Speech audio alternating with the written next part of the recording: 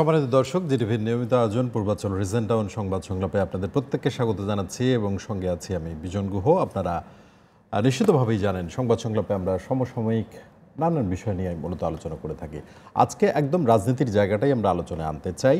সেই ক্ষেত্রে সমসাময়িক রাজনীতি, যদি আমরা একাদশ জাতীয় সংসদ নির্বাচন থেকে শুরু করি, সেই নির্বাচনে যে দল এখন ক্ষমতায় আছে আওয়ামী লীগ বিশাল সংখ্যাগরিষ্ঠতা নিয়ে সেই নির্বাচনে জয়লাভ করে, কিন্তু অপর একটি পক্ষ যারা নির্বাচনী একটি জোট হয়েছিল জাতীয় ঐক্যফ্রন্ট, সেখানে অনেকগুলো দল ছিল এবং সেখান থেকে নির্বাচিত যে সাংসদ ৮ জন সর্বমোট সাংসদ নির্বাচিত হয়েছিল, তার মধ্যে গণফোরামের 2 জন সংসদ সদস্য ইতিমধ্যে শপথ নিয়েছেন এবং তাদের মধ্যেই একজন ইঙ্গিত দিয়েছেন যে সামনের দিকে আরও যে কজন আছেন 6 জন তারাও শপথ নিতেও পারেন। সেই আলোচনা যেমন আমরা করতে চাই, সেই সাথে বেগম খালেদা জিয়া তিনি বঙ্গবন্ধু শেখ মুজিব মেডিকেল বিশ্ববিদ্যালয়ে চিকিৎসারত আছেন। একটি খবর গণমাধ্যমে আছে, আমাদের শিরোনামে আজকে ছিল যে প্যারোলে খালেদার মুক্তি নিয়ে সরকার বিভ্রান্তি ছড়াচ্ছে, যেটি অভিযোগ করেছেন মির্জা ফখরুল ইসলাম আলমগীর, বিএনপির মহাসচিব। সামগ্রিক আলোচনাটাই আমরা এগিয়ে নিয়ে যেতে চাই, তবে শুরুতে আপনাদের সঙ্গে পরিচয় করে দিচ্ছি কারা আছেন আজকের আলোচনা টেবিলে। একদম ডান দিকে রয়েছেন ঢাকা বিশ্ববিদ্যালয়ের শিক্ষক অধ্যাপক ডক্টর বদরুজ্জামান ভূঁইয়া, আপনাকে স্বাগত জানাচ্ছি। তারপরে রয়েছেন রাজনীতি বিশ্লেষক মহিউদ্দিন খান মোহন, আপনাকেও স্বাগত জানাচ্ছি। এবং তারপরে রয়েছেন সাংবাদিক পুলক ঘটক, আপনাকেও স্বাগত জানাচ্ছি। জনাব পুলক ঘটক, আপনাকে দিয়েই আলোচনাটা শুরু করতে চাই, যেটি সাম্প্রতিক রাজনীতিতে একদম গণফোরামের 2 জন সাংসদ সংসদ সদস্য হিসেবেই শপথ নিয়েছেন, যে কারণে সাংসদ বলছি, এবং তারা বলছেন যে একটা বিভ্রান্তির জায়গা কিন্তু আছে। তারা বলছেন যে দলীয় সিদ্ধান্তেই তারা শপথ নিয়েছেন, বিশেষ করে মোকাব্বির খান। অপরদিকে দলের পক্ষ থেকে ডক্টর কামাল ছাড়া যারা আছেন তারা বলছেন যে না, দলীয় সিদ্ধান্তে এমন হয়নি, সামনের দিকে ব্যবস্থা নেওয়া হবে। আমি যে জায়গাটা একটুখানি আলোচনা করতে চাই, যে জোটটা হয়েছিল নির্বাচনী জোট এবং বড় ধরনের একটা পরিবর্তন, গণতন্ত্রের পুনরুদ্ধার, নানান রকম কথার মধ্য দিয়েই জোটটি যাত্রা করেছিল, সেই জোটের অবস্থান আসলে এখন কি? জাতীয় ঐক্যফ্রন্ট কি অবস্থায় আছে? জনাব পুলক ঘটক। ধন্যবাদ আপনাকে। নির্বাচনের অল্পদিন পরেই জোটের মধ্যে কিছু দ্বন্দ্ববিরোধ প্রকাশ পায়। নির্বাচনের আগেও ছিল, বিষয়গুলো তারা খুব সামনে আনেননি। যেমন ধরেন জামাত এই জোটে থাকবে কিনা, এবং জামাত এই জোটে থাকলে সেখানে গণফোরাম সহ আরও যেসব রাজনৈতিক দল বিভিন্ন সময় মুক্তিযুদ্ধের পক্ষের শক্তি হিসেবেই এক প্ল্যাটফর্মে থেকে রাজনীতি করেছেন এবং চিরদিন জামাতের বিরুদ্ধে কথা বলে এসেছেন, তারা থাকবেন কিনা, এই দ্বন্দ্ব বিবাদগুলো প্রথমেই ছিল এবং নির্বাচনের আগেও ছিল, নির্বাচনের পরেও। শেষ পর্যন্ত জামাত তার বিএনপির সঙ্গে যে জোট, ওই জোটের থেকে নির্বাচনে অংশ নিল এবং দলগতভাবে তাদের যেহেতু নমিনেশন পাওয়ার সুযোগ ছিল না, প্রতীক বাতিল হয়ে গেছে, রেজিস্ট্রেশন ক্যান্সেল হয়ে গেছে, তারা বিএনপির প্রতীকে নির্বাচন করেছে। আমরা ধরে নিতে পারি যে জামাত এবং বিএনপি এক ধরনের মার্জার হয়ে গেছে। মোকাব্বির খান সম্ভবত উদীয়মান সূর্য প্রতীক নিয়ে নির্বাচন করেছেন। আর যৌথ প্রতীকে যারা নির্বাচন করেছে জোটের, তার মধ্যে ছিলেন সুলতান মোহাম্মদ মনসুর, আর মোকাব্বির খান উদীয়মান সূর্য নিয়ে নির্বাচন করেছেন, একেবারেই গণফোরামের প্রার্থী তিনি। জি। আর নির্বাচনের পর প্রথমত কিছু টানাপোড়েন, একদিক থেকে মানে পরাজিত পক্ষ সবসময় নিজেদের দুর্বলতাগুলো খতিয়ে দেখার চেষ্টা করে যে আমরা কোন জায়গা থেকে হারলাম আসলে, বা কোন জায়গায় আমাদের সমস্যাটা ছিল। সেক্ষেত্রে নিশ্চয়ই কিছু পক্ষ মনে করেছে যে এই জোটের কারণে তাদের সমস্যা হয়েছে, আবার কেউ কেউ মনে করেছে এই জোটটা তাদেরকে শক্তি জুগিয়েছে। জোটের কিছু সিদ্ধান্ত নিয়ে দলের মধ্যেই, ইভেন যেদিন গণশুনানি করলো ওই প্রোগ্রামটাতেও আমি ছিলাম, সেখানে কঠোরভাবেই অনেকে আক্রমণ করেছে, আত্মসমালোচনার জায়গাগুলো আমি তাদের দেখেছি। তারা অনেক ক্ষেত্রে জোটকে ব্লেম করেছে। একদিকে তাদের একটা ঐক্য আছে, যে ঐক্যে মানে বিএনপির যেহেতু নেতৃত্ব শূন্য অবস্থা এক ধরনের, খালেদা জিয়া জেলে আছেন, তারেক রহমান দণ্ডিত একজন ব্যক্তি হিসেবে বিদেশে পলাতক, আইনগতভাবে বৈধভাবে বাংলাদেশে রাজনীতি করারই সুযোগ পাচ্ছেন না। এই সময় ডক্টর কামালের মতো একজন প্রবীণ রাজনীতিবিদ, তার গণসম্পৃক্ততা বড় না থাকলেও তার ব্যক্তি ইমেজ এবং আপনার যেটাকে আমরা সুশীল সমাজ বলি, এর মধ্যে তার যে একটা গ্রহণযোগ্যতা, এইটাকে কাজে লাগিয়ে দুর্নীতিতে দণ্ডিত নেতৃত্বের বাইরে আরেকজন মানুষের এটা করার চেষ্টা করেছে। আর ডক্টর কামালের নিজের যেহেতু সাবজেক্টিভ ফোর্স সেরকম স্ট্রং না, তার যেহেতু সমর্থক গোষ্ঠী একটি বড় বেজ নয়, সেক্ষেত্রে বিএনপির সাপোর্টটা তাকে এক ধরনের একটা শক্ত নেতার আসনেই দেখার মতো অবস্থা তৈরি করেছিল। অন্তত নির্বাচন পূর্বের আলোচনা আমি নির্বাচনের পরবর্তীকালের অবস্থা, সাম্প্রতিক অবস্থাটা যদি একটুখানি। এখন একটি দল, ছোট দল, যেখানে সুলতান মোহাম্মদ মনসুরের নিজের গণফোরামে সুস্পষ্ট কোনো পজিশন নেই, উনি মনে হয় খুব অল্প দিন আগে থেকেই গণফোরামের সঙ্গে তার সম্পৃক্ততা, বিশেষত আগের নির্বাচনে যখন উনি সংস্কারবাদী হিসেবে পরিচিতি পান তখনই তার তখন থেকে কিন্তু মোকাব্বির খানের কিন্তু মোকাব্বির খান আগে থেকে ডক্টর কামালদের সঙ্গে দল করে এসেছেন এবং প্রেসিডিয়াম মেম্বার তাদের, এবং উনি ওনার প্যাডে একবারে গণফোরামের প্যাডে স্পিকারকে লিখেছেন যে আমি শপথ নিতে চাই, এটা আমার দলীয় সিদ্ধান্ত।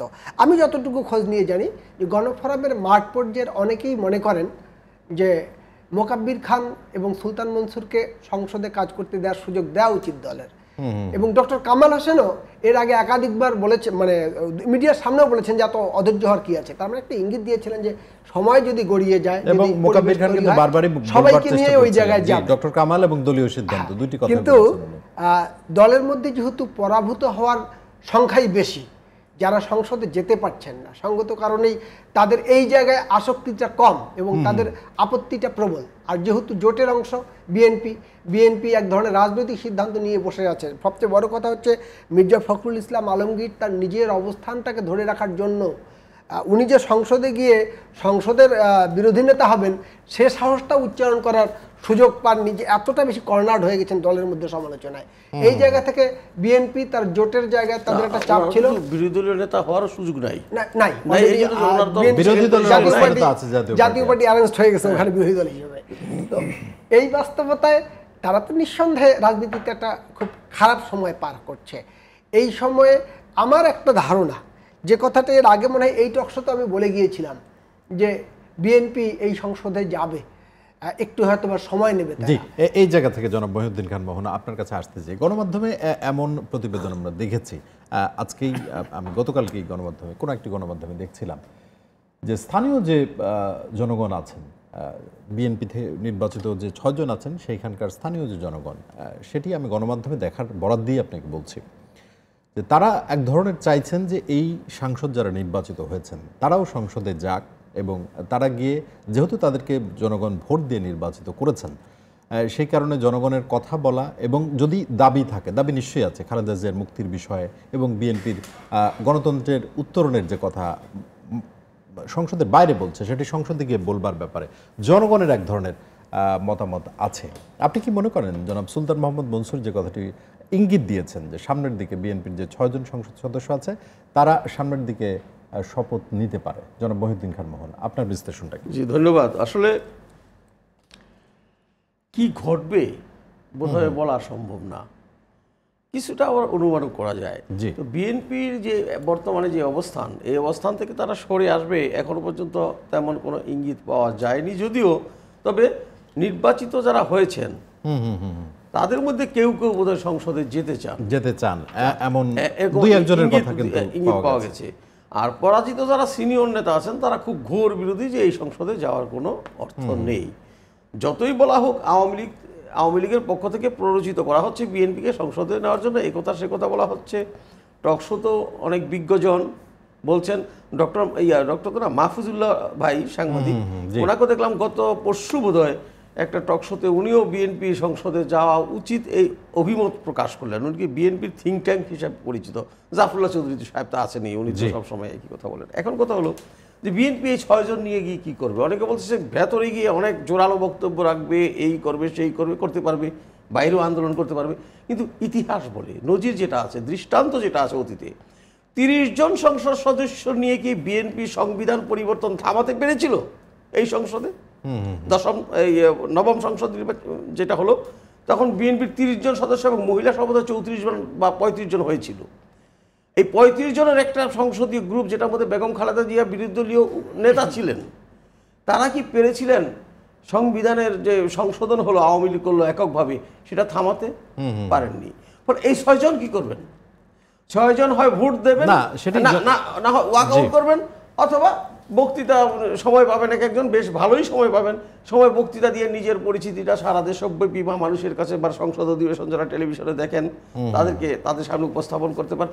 এর বেশি এই বিএনপির এই যে 6 জন সংসদ সদস্য আছেন তারা করতে পারবেন না, দেখাতে পারবেন না। তারপরে না গেলে কি হবে? না গেলেও কোনো লাভ নাই, গেলেও লাভ নাই, না গেলেও নাই। বিএনপি একটা খুব মহা ফ্যাসাদের মধ্যে আছে। আপনার সংসদে না গিয়ে যে রাজপথে ওনারা আন্দোলন তুঙ্গে তুলবেন এবং তাদের নিজেদের দাবি বাস্তবায়ন করতে পারবেন বা এই সরকারকে তাদের দাবি মানতে বাধ্য করতে পারবেন, বেগম খালেদা জিয়ার মুক্তি এবং নির্দলীয় নিরপেক্ষ বা নতুন নির্বাচন কমিশনের অধীনে নতুন করে সংসদ নির্বাচনের দাবি আদায়, বিএনপির বিগত পারফরমেন্স সেটা বলে না। না, জনাব মহিউদ্দিন খান মোহন, একটুখানি যদি আপনার কাছে আমি পরিষ্কার হতে চাই, সেটি হলো যে এর আগের যে সংসদ সেই নির্বাচনে বিএনপি অংশ নেয়নি, সংসদে তারা অনুপস্থিত ছিল। এই নির্বাচনে বিএনপি অংশ নিয়েছে জাতীয় ঐক্যফ্রন্টের ব্যানারে। সেখান থেকে যে কয়েকজনই সংসদ সদস্য নির্বাচিত হয়েছেন, 6 জন যদি নির্বাচিত হয়ে থাকেন, তারাও যদি সমস্ত সময়টা যদি অংশগ্রহণ না করে সংসদে, তাহলে সংসদীয় গণতন্ত্রের যে রাজনীতি সেখান থেকে বিএনপি মাঠের অবস্থা, বিএনপির যেটি আপনি বলছিলেন খুব সুবিধাজনক নয়, তাহলে সংসদের ভিতরেও তার অস্তিত্ব থাকলো না। তাহলে সামনের দিকে বিএনপি সংসদের বাইরে থাকার বিএনপির কিন্তু আগের ইতিহাস যদি পর্যালোচনা করেন আছে, কিন্তু 86 সংসদ নির্বাচনে বিএনপি কিন্তু অংশ নেয় নাই, সংসদের বাইরে ছিল। সেই সংসদ টিকে নাই খুব একটা। 87 সালে এই সংসদ শেষ হয়ে গিয়েছিল। 88 সালে যে সংসদ নির্বাচনটা হলো ওটার মধ্যে বিএনপিও না, আওয়ামী লীগও না, কেউ অংশ নেয়নি। হ্যাঁ, তখন 2টা দলই বাইরে ছিল, সেটা কোনো কথা না। একটি রাজনৈতিক দল একটি বা 2টি সংসদ নির্বাচন না করলে সেটা অ্যাবলিশড হয়ে যাবে, এটা আমি বিশ্বাস করি না। কারণ সাংগঠনিক কাঠামো যদি তাদের শক্ত থাকে, নেতাকর্মীরা যদি দলীয় আদর্শের প্রতি একেবারে মানে ইস্পাত কঠিন ঐক্যে মানে দৃঢ় থাকে, তাহলে সেই দলকে অ্যাবলিশ করা সম্ভব না। সেই চিত্রটা এখন আমি বলি, এখন দেখেন আরো একটু সময় বলবো একটু, বিএনপি সমস্যাটা হয়েছে কি, বিএনপি তো এখন নিজেদের অস্তিত্ব পরিচয় সংকটে ভুগছে। সুলতান মোহাম্মদ মনসুর গতকালই বোধহয় একটি টেলিভিশন টক শোতে বলছিলেন, তখন তাকে প্রশ্ন করা হলো যখন, যে আপনি তো ধানের শীষ নিয়ে নির্বাচন করেছেন, আপনি তো মানে সিদ্ধান্ত ভঙ্গ করে সংসদে গেলেন। উনি বললেন ধানের শীষ ছিল মৌলানা ভাসানীর প্রতীক, বঙ্গবন্ধু হত্যার পরে এই প্রতীক জিয়াউর রহমানের কাছে গেল। ওনার ভাষা মনে হলো বঙ্গবন্ধু হত্যার কারণেই এটা জিয়াউর রহমানকে পরবর্তীকালে সেটা কিভাবে পেয়েছে আমরা জানি। ওই জাতীয়তাবাদী ফ্রন্ট, মশিউর রহমান জাদু মিয়া ছিলেন ওই ফ্রন্টের নেতা, তখন ওই জিয়াউর রহমানের প্রেসিডেন্সিয়াল ইলেকশনের সময় তার প্রতীক হলো ধানের শীষ। এখন আমি এই জায়গায় যদি অনুমতি দেন, একজন দর্শকের ফোন নিয়ে আপনার কাছেই আসছি আমি। সম্মানিত দর্শক কে আছেন, নাম বলে প্রাসঙ্গিক প্রশ্নটি করবেন। হ্যালো, আসসালামু আলাইকুম। ওয়ালাইকুম সালাম। হ্যালো, আসসালামু আলাইকুম। জি ওয়ালাইকুম সালাম, আপনি বলুন, আপনি শুনতে পাচ্ছি। জি দর্শক বলুন। আচ্ছা আচ্ছা, আমি নয়ন কালিয়া থেকে মুজিবুর রহমান বলছি। হ্যালো জি, আমার প্রশ্নটা হচ্ছে মোহন স্যারের কাছে, রাজনৈতিক বিশ্লেষক, যে আপনার একাদশ জাতীয় সংসদ নির্বাচন হলো, সেখানে জাতীয় পার্টি আপনার মহাজোট থেকে নির্বাচন করলো, তারা কিভাবে বিরোধী দলের ভূমিকা পালন করে বা করতে পারে কার্যকরী বিরোধী দল হিসাবে? আর হচ্ছে আপনার জাতীয় পার্টি তারপরে উপজেলা নির্বাচনে অংশগ্রহণ করলো, যে উপজেলা নির্বাচনের প্রবর্তক হোসেন মোহাম্মদ এরশাদ, কিন্তু একটি উপজেলা নির্বাচনেও চেয়ারম্যান পদে পাস করতে পারলো না। এর কারণটা কি? জি দর্শক, জাতীয় পার্টি মহাজোটে থেকে ক্ষতিগ্রস্ত কিনা? আর আমরা জানি, জি দর্শক আপনাকে ধন্যবাদ। জনাব মহিউদ্দিন খান মোহন, জাতীয় পার্টি বিষয়ক প্রশ্নটি দর্শক আপনার কাছে করেছেন। জাতীয় পার্টির বিষয়ে, জাতীয় পার্টি মহাজোটে ইলেকশন করেছে, এখন তারা বিরোধী দলে। এখন একটা কথা যদি বলতে চাই যে এই সংসদ, একাদশ যে জাতীয় সংসদ, এটা একেবারে তালগোল পাকিয়ে গেছে। যারা একটা জোটভুক্ত নির্বাচন করলো তাদের মধ্য থেকে আবার বিরোধী দল বানাতে হলো। এটা কিন্তু আমি একটা কথা সবসময় বলি, বেশ কিছু টক শোতে বলেছিলাম যে বর্তমান যে অপোজিশন আছে জাতীয় সংসদে, এই অপোজিশন হলো মেড বাই পজিশনরাই অপোজিশন বানিয়ে নিয়েছে, একেবারে ওই পাড়া মহল্লা ছেলেপেলেরা। সেটি মোহন ভাই, দশম সংসদের চেয়ে একাদশ সংসদে তো জাতীয় পার্টি একদমই বিরোধী সত্তা নিয়ে আছে, সেখানে সরকারের মধ্যে তাদের এখন পর্যন্ত আগের যেটা ছিল সেটা বড় কথা। আজকে যদি বিএনপি আরো বেশি কিছু সিট পেত তাহলে আপনার জাতীয় পার্টিকে এই ভূমিকায় দেখতেন না, দেখা সম্ভব হতো না। যাই হোক, তো তখন সুলতান মনসুর সাহেব বলছিলেন যে আমি ঐক্য ফ্রন্ট থেকে নির্বাচন করেছি, ধানের শীষ ঐক্য ফ্রন্টের প্রতীক, খেয়াল করবেন। জি, ধানের শীষ ছিল বিএনপির প্রতীক, মূল সুলতান মনসুরের ভাষায় সেটা হয়ে গেল ঐক্য ফ্রন্টের প্রতীক। এখন মোকাব্বির খান বলছে আমি ঐক্য ফ্রন্ট থেকে ইলেকশন করি নাই, আমি গণফোরামের লোক, আমি চলে আসছি। উনি একমাত্র গণফোরামের লোক সূর্য মার্কায় করেছেন। উনি যদি এখন নিজে একটা গণফোরাম বানিয়ে নেন হতে পারে। আর যেটা বলা হচ্ছে যে দলীয় সিদ্ধান্ত ছাড়াই উনি জয়েন করেছেন বা ডক্টর কামাল হোসেন সাহেবের কনসেন্ট ছাড়া উনি সংসদে যোগ দিয়েছেন, এটা কোনো মতেই বিশ্বাসযোগ্য নয়। কোশ্চিন কালেও কেউ বিশ্বাস করবে না যে ডক্টর কামাল হোসেনের অনুমতি ছাড়া এই দুইজন সংসদ সদস্য হিসেবে শপথ নিয়েছে। আচ্ছা, এখন হলো যে বিএনপির কি লাভ হলো এই ঐক্য ফ্রন্ট করে? তার 20 দলীয় জোটকে সাইডে রেখে ঐক্য ফ্রন্ট করে তারা যে নির্বাচনটা করলো, এই কথাটা আমরা বেশ কিছু লোক টেলিভিশন টকশোতে বলেন, পত্রিকার কলামে বলেন, বারবার বলার চেষ্টা করেছি যে ঐক্য ফ্রন্টে বিএনপি বিলীন হবে, বিলীন হওয়ার সময় চলে এসেছে। এখনও যদি বিএনপির হুঁশ না হয়, আমি এখানে পরিষ্কার বলছি, যদি বিএনপির কোনো নেতা যদি অনুষ্ঠানটা দেখেন তাদেরকে এখনও বলছি, এখনও যদি আপনাদের হুঁশ না হয়, ঐক্য ফ্রন্টের ভেতরে আপনারা হারিয়ে যাবেন ভুল রাজনীতির জন্য, এবং বিএনপির সাধারণ নেতা কর্মীরা আপনাদের কখনো ক্ষমা করবে না। ক্ষমা করবেন। ডক্টর বদিউজ্জামান ভূঁইয়া, আপনি শুনছিলেন দুজনের বিশ্লেষণ, এবং ঐক্যফ্রন্ট থেকে এখনও যেটি জনাব মহিউদ্দিন খান মোহন বলছিলেন যে তাদের মতো যারা বিশ্লেষক আছেন তারা নির্বাচনের আগে থেকে এই কথাটি বলছিলেন, এবং ভবিষ্যতে যদি এই ঐক্য থাকে, যদিও ঐক্যটি আদৌ কোনো অবস্থায় আছে সেই বিষয়টাও আপনার কাছে জানতে চাই, সেটির আসলে অস্তিত্ব কতটুকু এবং সামনের দিকের যে অবস্থানের কথা বলছিলেন, আপনার কি বিশ্লেষণ? খুবই চমৎকারভাবে আমার দুজন সিনিয়র বন্ধু পুলক ভাই এবং মহিউদ্দিন ভাই যে কথাগুলি বললেন, আমি দেখলাম যে রাজনৈতিক বাস্তবতায় একেবারেই যে আপনার অমূলক সেটা না। বিএনপি জাতীয় ঐক্য ফ্রন্টের মাধ্যমে তাদের রাজনীতিতে আবার একটা মানে প্রবেশ, যেটা আমরা বলি, দীর্ঘদিন জিমিয়ে থাকা একটি দল হঠাৎ করে আবার রাজনীতিতে সরব হয়ে উঠেছিল। কোন দলের কথা বলছিলেন? বিএনপির কথা? বিএনপির কথা। সেটি হয়েছিল আপনার মনে হয়?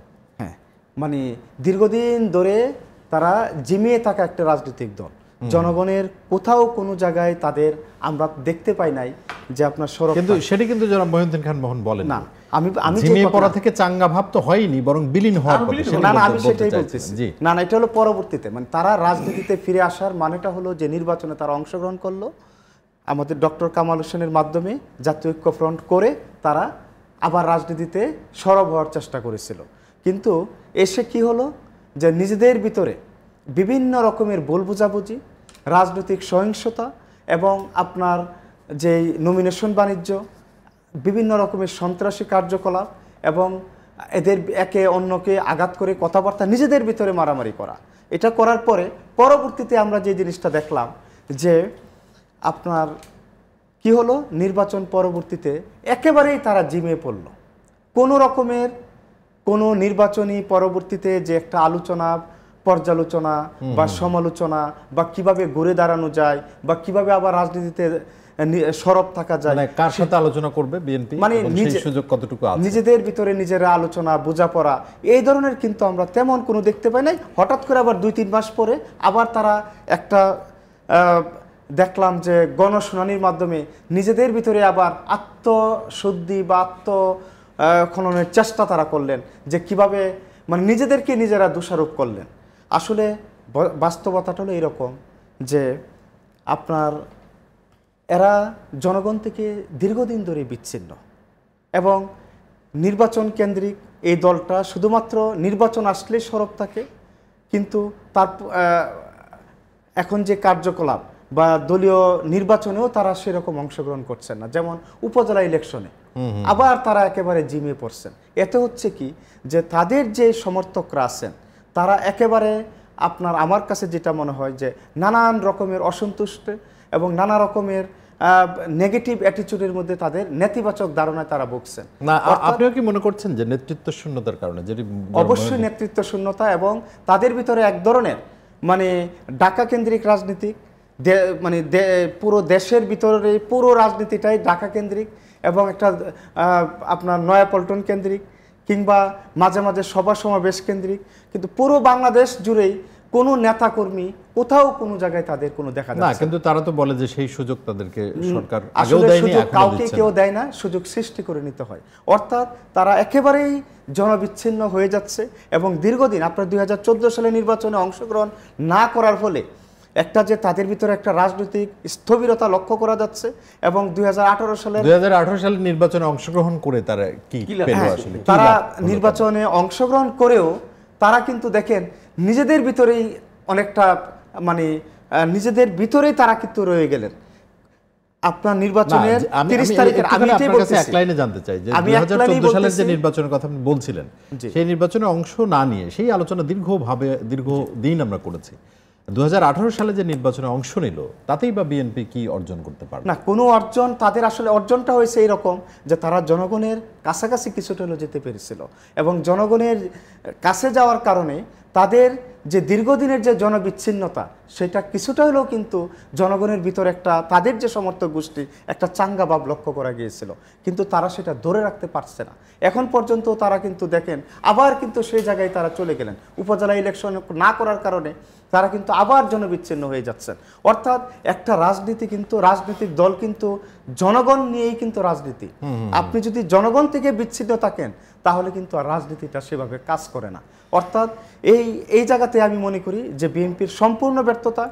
তারা বারে বারে জনগণের যে ভাষা, জনগণের যেই চাওয়া বা জনগণের যে অধিকার নিয়ে কথা বলা সেই জায়গায় কিন্তু তারা কাজ করছে না। বারবার এই জায়গা থেকে একটু উপজেলা নির্বাচনের কথা উনি বলছিলেন, বিএনপি অংশ নিল না, সে কথা তো একাদশ জাতীয় সংসদের নির্বাচনের পরেই বিএনপি বলেছিল আগামীতে কোনো নির্বাচনে বিএনপি অংশ নেবে না।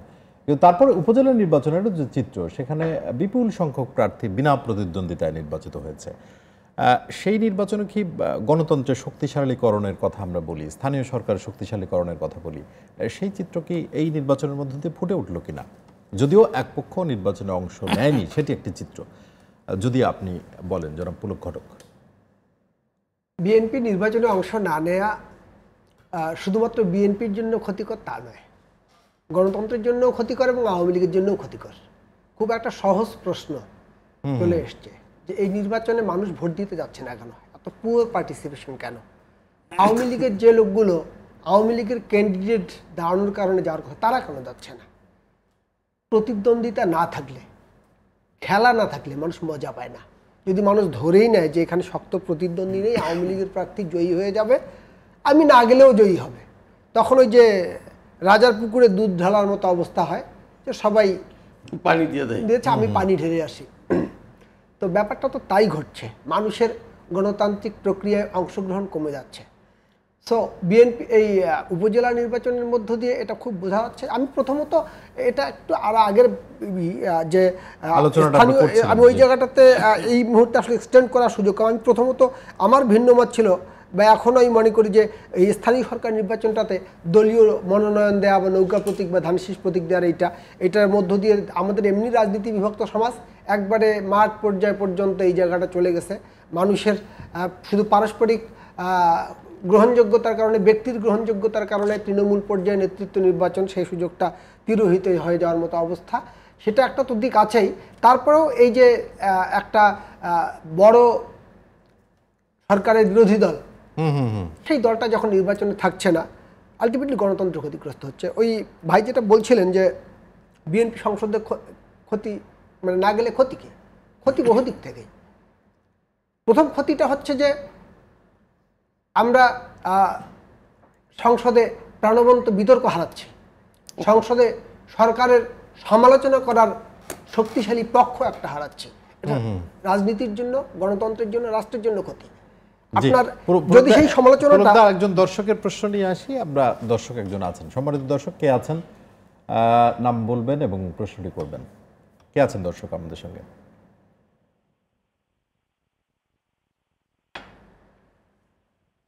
জি, সংযোগটি সম্ভবত বিচ্ছিন্ন হয়ে গেছে। জনাব পুলক ঘটক আপনি বলছিলেন।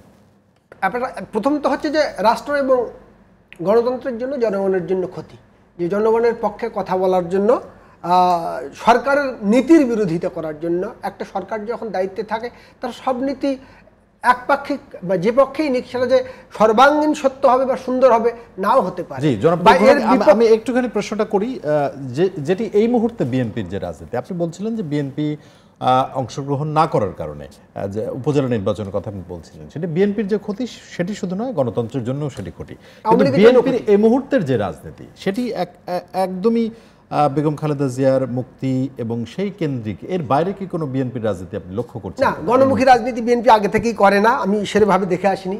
জনমানুষের দাবি নিয়ে, জনমানুষের বিভিন্ন উচ্চারণ নিয়ে সস্তা ধর্মীয় বিষয় আনা, সুরসুরি দেয়া, ভারত বিরোধিতা, এইসবের মধ্যেই বিএনপির রাজনীতি চিরকাল আবর্তিত হয়েছে, এটা আমরা দেখেছি। কিন্তু এবারের রাজনীতিতে বিএনপির যেটা বড় সমস্যা হয়ে দাঁড়িয়েছে, যেটা অর্থাৎ আগেরবার উনি নির্বাচন যখন বয়কট করলেন খালেদা জিয়া, তার সেটা সাফল্য পায়নি, যেহেতু উনি নির্বাচন প্রতিহত করতে পারেননি, উনি ব্যর্থ হলেন। আর উনি যদি মাঠে থেকে 2000 এবারেরটা না, আগের বারের, যদি উনি নির্বাচনে মাঠে থেকে পিপুলকে মোবিলাইজ করতে পারতেন, তাহলে উনি যত সংখ্যক আসন নিতে পারতেন, যে পরিমাণ আস্থা অর্জনের তার সম্ভাবনা ছিল। উনি যখন রাজনীতিতে সরাসরি অংশ নিতে পারছেন না, উনি যখন জেলের মধ্যে, এই শক্তিটা বিএনপির আর তখন থাকে না। অর্থাৎ ডক্টর কামালের মুখের দিকে তাকিয়ে বিএনপির একটি মাঠ পর্যায়ের ছেলে ওই ঝুঁকিটা নেবে না, খালেদা জিয়ার নির্দেশে যে ঝুঁকিটা নেবে, কারণ তার প্রতি ওই আস্থাটা তার দলের লোকদের অনেক বেশি, সব ধরনের সে সাহস ফিল করবে, মানুষ আস্থা পাবে। সে জায়গা তো বিএনপি এবার ছিল না। আপনি যখন বাইরে ছিলেন তখনই নির্বাচনে অংশ নিলেন না, আর আপনি যখন জেলে গেলেন তখন আপনি আপনার দলকে বললেন আপনারা নির্বাচনে যান। আসলে তাদের সিদ্ধান্তগুলো কোন পর্যায়ে এসে সঠিক আর কোন পর্যায়ে এসে বেঠিক, এটা মনে হয় তাদেরই মূল্যায়ন করা উচিত। জনাব ঘটক, আমরা একটা বিরতি নিয়ে জনাব মহিউদ্দিন খান মোহন আপনার কাছে আসতে চাই। সম্মানিত দর্শক, পূর্বাঞ্চল রিজেন্ট টাউন সংবাদ সংলাপে একটা বিরতির সময় হয়েছে, ফিরছে এক্ষুনি, সঙ্গেই থাকুন। সুপ্রিয় দর্শক, বিরতির পর আরো একবার স্বাগত জানাচ্ছি পূর্বাঞ্চল রিজেন্ট টাউন আজকের সংবাদ সংলাপে, এবং আমরা যেতে চাই জনাব মহিউদ্দিন খান মোহন আপনার কাছে। আমি একটুখানি জনাব পুলক ঘটক যেখান থেকে শেষ করেছিলেন, যে 2014 সালের নির্বাচনে অংশ নেয়া এবং 2018 সালের নির্বাচনে অংশ নেয়া কতটা ভুল ছিল, কি কারণে ভুল ছিল, এই বিশ্লেষণগুলো করছিলেন। এবং বিএনপির যে ঘুরে দাঁড়ানো, এবং গতকালকের যে একটি খবর, জনাব মির্জা ফখরুল ইসলাম আলমগীর যেটি বলেছেন যে শিগগিরই সংগঠন গুছিয়ে বেগম জিয়ার মুক্তি এবং গণতন্ত্র পুনরুদ্ধারের মাধ্যমে ঘুরে দাঁড়াবে বিএনপি, একদম ওনার কথা কোট করে আমি বললাম। হ্যাঁ, ঠিক আছে, এটা আমিও পড়েছি। জি, মির্জা আলমগীর সাহেবের যে বিএনপি ঘুরে দাঁড়াবে, এই কথাটা আমরা অনেকদিন আগে থেকে শুনছি, এবং আমার ওই একটু বক্র দৃষ্টি আছে বুঝছে বিভিন্ন বিষয়ের উপর, আমি একটু বাঁকা চোখে দেখি। হ্যাঁ, বিএনপি ঘুরে দাঁড়াবে এবং দাঁড়িয়েছ সব সময়। কিভাবে? বিএনপি সামনের দিকে এগুচ্ছে, হঠাৎ একটা বাধা পেয়ে পেছনের দিকে ঘুরে দাঁড়ালো, এরকম ঘুরে দাঁড়াচ্ছে তারা, সামনের দিকে এগোচ্ছে। কিসের ঘুরে দাঁড়ানো কেন হবার? তুমি সামনে চলবে। মির্জা আলমগীর সাহেবের বলা উচিত বিএনপি সামনে চলতে শুরু করবে, যেখানে থেমে আছে সেখান থেকে চলতে শুরু করবে। বিএনপি তখন থেমে আছে বলা যায়, সামনে চলতে শুরু করবে, কিন্তু উনি বলছেন ঘুরে দাঁড়াবে, তাহলে তো আমার পেছন দিকে যেতে হবে। এটা একটা ব্যাকরণগত দিকেও কিন্তু আছে এখানে। আচ্ছা, গেল না, আমরা সহজ অর্থে যেটা বুঝে থাকি। যেটা বলছিলেন পুলক সাহেব, যেটা বলছিলেন যে বিএনপির কর্মীরা ডক্টর কামাল হোসেনের সাথে উপরে আস্থা রাখতে পারে নাই, যে বেগম জিয়া উপস্থিত থাকলে যে রিস্কটা তারা নিতে পারতো, নিত সাহস করে, সেটা নেয় নাই। কথাটা সত্য না, সেই সুযোগও তো ছিল না। না, কেন ডক্টর কামাল হোসেনের, আমি বিএনপির কর্মীদের সাথে চলাফেরা করেছি আগে, এখনো তাদের সাথে কথাবার্তা হয়, তাদের মনস্তাত্ত্বিক যে বিষয়টা, যে কেন তারা ডক্টর কামাল হোসেনের উপর আস্থা রেখে রাস্তায় নামবে ওইভাবে, কারণ যেই ডক্টর কামাল হোসেন বিএনপির আয়োজন করা মঞ্চে ওঠে, উনি বলেন যে আমি বঙ্গবন্ধুর আদর্শ বাস্তবায়ন করব। বেগম খালেদা জিয়ার মুক্তির কথা বলেন না, বিএনপির প্রতিষ্ঠাতা চেয়ারম্যান জিয়াউর রহমানকে স্মরণ করেন না। গ্রাসরুট লেভেলের একজন কর্মী কেন সেই ডক্টর কামাল হোসেনের কথায় ঝাঁপ দেবে আগুনে? কামাল হোসেন তো বিএনপি করেন না, কিন্তু জোটে বিএনপির সাথে আছেন। এখানে সবচেয়ে মানে জগা খিচুড়ির ব্যাপারটা হলো ওই ঐক্য ফ্রন্ট, ওই কথিত ঐক্য ফ্রন্টের সবচেয়ে বড় মানে মূল দল হলো বিএনপি, নেতৃত্বে বিএনপি নাই, নেতৃত্ব ডক্টর কামাল হোসেনের। ঢাল নাই, তলোয়ার নাই, নিধিরাম সর্দার টাইপের একটা দল গণফোরাম, তার নেতৃত্বে বিএনপি ঐক্যফ্রন্ট করছে। এটাই হচ্ছে বিএনপির জন্য মারাত্মক ভুল। বিএনপি একটা আসনও যদি না পেত, মানে একটা আসনও পায় নাই, যদি বিএনপি একাই ইলেকশন করতে এই ভুলটা বিএনপি কেন না, এখানে করেছিল? আমার যেটা মানে ধরেন ফিলোসফি বলেন আর যাই বলেন, জি। বিএনপি যদি একাই ইলেকশন করতো আওয়ামী লীগের বিরুদ্ধে এবং একটা আসনও না পেত, নেতৃত্বটা বিএনপির থাকতো। আজকে এই যে গণফোরামের দুজন ছুট দিলেন এবং বিএনপিরও কেউ কেউ ছুট দিতে চান, সে হারাধনের 10টি ছেলের মতো যদি একজনকে করে যেতে থাকে, তাহলে এই যে স্ট্র্যাটেজি হলো ঐক্যফ্রন্ট করার যে স্ট্র্যাটেজি, এটা ভুল প্রমাণিত। এখন একেবারে বিএনপির জন্য আত্মঘাতী। আমি নিজে একটা কলামে লিখেছিলাম যে বিএনপি আবার আত্মহত্যা করছে। জি, যে কথাটি খুব সচরাচর বলা হয়ে থাকে, সেটি সরকার পক্ষ থেকেই, যে বিএনপির ক্রমাগত যে ভুল, সেই কারণেই বিএনপির আজকের এই অবস্থান। আপনার কথাতেই বেরিয়ে আসলো 2014 সালে তারা নির্বাচনে অংশ নেয়নি, 2018 সালে তারা নির্বাচনে অংশ নিয়েছে এবং সেটিও জাতীয় ঐক্যফ্রন্ট এবং ডক্টর কামাল হোসেনের নেতৃত্বে, সেটিও ভুল। তাহলে এই কারণেই কি আসলে বিএনপির এই অবস্থা? না, রাজনীতিতে ভুল এবং শুদ্ধ বা সঠিক এটা কিন্তু নির্ধারিত হয় একটা ঘটনার শেষে। যারা বিজয়ী হয় তখন তাদের স্ট্র্যাটেজি সঠিক, নিশ্চয়ই নিশ্চয়ই, আর যারা ব্যর্থ হয় তাদের স্ট্র্যাটেজি ভুল ছিল বলা হয় তখন, যে এইটা না করলে বোধহয় এটা হতো। 14 সালের ইলেকশনে যদি বিএনপি পার্টিসিপেট করতো তাহলে বোধহয় এই অবস্থায় হতে পারতো। আপেক্ষিক ব্যাপার তো এটা, আপনি তো চাক্ষুষ প্রমাণ ল্যাবরেটরিতে করতে পারবেন না, সায়েন্স ল্যাবরেটরির মতো। ফলে ওই যে কোনো রাজনৈতিক খেলার মানে সঠিক কি ভুল সেটা কিন্তু নির্ধারিত করা যায় ওইটার রেজাল্টের পরে। Winner tax all. হ্যাঁ, এখন কথা হলো যে বিএনপি কি করছে। বিএনপি বেগম খালেদা জিয়ার জন্য মুক্তি দাবি, তারা বলছে আমরা তার মুক্তির জন্য আন্দোলনের অংশ হিসেবে আমরা নির্বাচনে যাচ্ছি। আমরা কিন্তু সেরকম কিছু দেখি নাই। যে নেত্রীর মুক্তি আন্দোলনের অংশ হিসাবে যদি নির্বাচন করা হয়, সেই নির্বাচনের তাদের শক্তি, সাহস এবং প্ল্যান প্রোগ্রাম থাকবে একরকম। আমরা একটা গাছাড়া ভাব দেখেছি। বেগম খালেদা জিয়া আজকে জেলে আছেন কত 14 মাস পার হয়ে গেছে, 14 মাস পার হয়ে গেছে। একটা বড় আন্দোলন আমরা দেখি নাই, একটু শব্দ করতে দেখি নাই। এই বৃদ্ধ বয়সে এই ভদ্রমহিলা জেলে ধুকে ধুকে মরছেন, কিন্তু রাজপথে বিএনপির কোনো নেতাকর্মী নেই। বেগম খালেদা জিয়ার রোগ মুক্তি এবং মুক্তির আন্দোলন এখন বিএনপি পার্টি অফিসের নিচে যে একটু খালি জায়গা আছে সেখানে মিলাদ মাহফিলের মধ্যে সীমাবদ্ধ হয়েছে। আল্লাহর কাছে মোনাজাত করতেছে তারা, বেগম জিয়াকে সুস্থ করুক এবং মুক্তির দাবিও করতেছে একই মাহফিলে। অবস্থাটা বুঝেন যে বিএনপির মতো একটা বড় পার্টি, আওয়ামী লীগের পরেই এখন বর্তমানে যার অবস্থান, এবং অনেকে বলেন যে জনপ্রিয়তায় আওয়ামী লীগ আর বিএনপি কারা মানে কে কতটা শক্তিশালী, এটা মানে একটা সুষ্ঠু নির্বাচন না হলে বোঝা যাবে না, কোনটা শক্তিশালী বলা যাবে না। তো এরকম একটা পার্টির কর্মসূচি এখন পার্টি অফিসের ভিতরে সীমাবদ্ধ হয়ে গেছে, তারা রাজপথে নামতে সাহস পান না। মাঝে মাঝে একটা মিছিল দেখা যায়, ওই কাক ডাকা ভরে একজন সিনিয়র যুগ্ম মহাসচিবের নেতৃত্বে 20-25টা ছেলে কাক ডাকা ভরে যখন ঢাকা শহর ঘুমিয়ে থাকে তখন তারা মিছিল করেন বেগম জিয়ার মুক্তি দাবিতে। অথবা বলা হচ্ছে প্রেস ব্রিফিং কেন্দ্রিক কেন্দ্রিক আন্দোলন। কেন বিএনপি এখন পর্যন্ত বেগম জিয়ার মুক্তির জন্য একটা কর্মসূচি দিতে পারলো না? সাহস করে একটা কর্মসূচি দিয়ে দে তোরা, আমরা স্বেচ্ছায় গ্রেপ্তার বরণ করব, আমার নেত্রী জেলে, আমরা কেউ বাইরে থাকবো না, আমরা সব জেলে যাব, স্বেচ্ছায় কারাবরণ কর্মসূচি দেখতে দেখি। ভাই আমরা শেষ দিকে আছি, আপনি শুনছিলেন যে স্বেচ্ছা কারাবরণের কথা উনি বলছিলেন, সেরকম আমরা শুধুমাত্র নেতৃত্বের জায়গার কথা বলছি। মূলত আসলে লিডারশিপ স্ট্রং যদি হয় তাহলেই তো সেটি পাবলিককে মোবিলাইজ করতে পারবে, সেটি একটা বিষয়। তৃণমূল পর্যায়ে যে বিএনপির সাংগঠনিক যে জায়গাটা বা নেতৃত্বের প্রতি যে আস্থার জায়গা, বেগম জিয়ার প্রতি যে ভালোবাসার জায়গা, সেটি বা কীভাবে আপনি বিশ্লেষণ করবেন? যেটি জনাব মহিউদ্দিন খান মোহন শেষ দিকে বলছিলেন যে একটা বড় আন্দোলন দেখলাম না, একটা রাজপথে তার মুক্তির জন্য সেইভাবে সংগঠিত বিএনপিকে খুঁজে পাওয়া গেল না। আসলেই দেখেন, এটা একেবারে রাজনৈতিক বাস্তবতা। চোরাবালিতে এবং একটা প্রেস ব্রিফিং কেন্দ্রিক একটা দল এবং যার কোনো সাংগঠনিক ভিত্তি পুরো বাংলাদেশেই নেই। আপনি দেখেন গত 10 বছর ধরে আমি এমন নেতাকেও জানি যারা একদিনের জন্য এলাকাতে যায় নাই, ঢাকা কেন্দ্রিক। এবং কী কারণে দেখেন, একটা দলের ভিতরে যদি মোটিভেশন না থাকে, দলের শুরুটাই যদি হয় আপনার একটা ষড়যন্ত্রের ভিতর দিয়ে, তাহলে কিন্তু এই দলটা আপনার চোরাবালিতেই হারিয়ে যাবে। এবং যে প্রান্তিক জনগোষ্ঠী, যে জনগণ, সমস্ত আস্থা এবং বিশ্বাসের জায়গা যে জনগণ কিন্তু সেই জায়গাটাও মূল্যায়ন করে।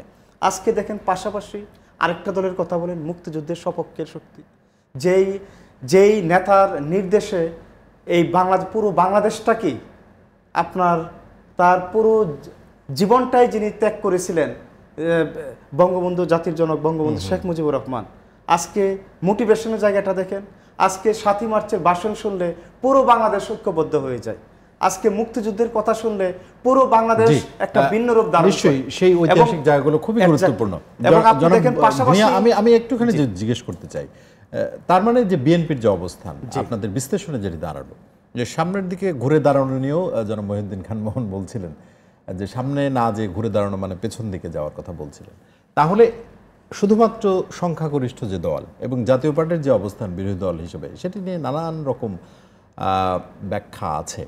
তো সুতরাং সামনের দিকের যে গণতন্ত্র, সেটি কি উন্নত বিশ্বে মানুষ ভোট বিমুখ, তারা রাজনীতি বিমুখ, সেই রকম কোনো জায়গায় মানে কি অবস্থানে যাচ্ছে আসলে বাংলাদেশের অবস্থানটা কোন দিকে যাচ্ছে? তাহলে না নির্বাচন কেন্দ্রিক, না নির্বাচন কেন্দ্রিক কথাটা আমি বলতেছি। দেখেন ওই যে একটু আগে আপনার পুলক ভাই যে কথাটা বললেন যে দু দলের খেলা, সেখানে যদি একটি দল শুরু থেকেই বলে আমি পরাজিত, আমি খেলায় নামবো না, তাহলে কি হবে বলেন?